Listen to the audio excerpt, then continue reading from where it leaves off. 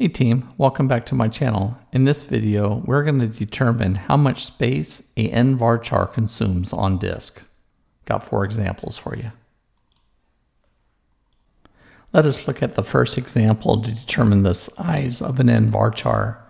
Notice over here that I'm looking at Human Resources Employee Login. It says NVARCHAR 256.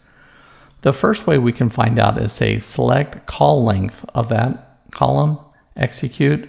Notice that takes 512 bytes.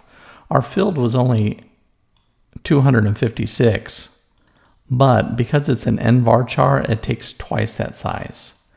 The second way of looking at any of these is using the DataLength function and length function, but these are actually getting the values of the contents of the field, which would be inappropriate for this one. So notice the length of this in characters is 21 characters, but the data size, how much disk it's taking, is taking up 42 bytes. That's what data length gives us. In our next example, we're going to be using the Sys.Tables and Columns. Let's execute both of these together. Let me pull this second one up here. So notice here, this object ID 784, 784.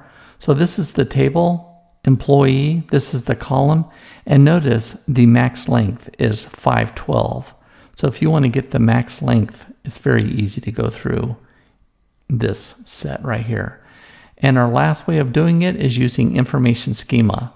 Notice here that I'm using the schema name, table name, column name. Let's execute that.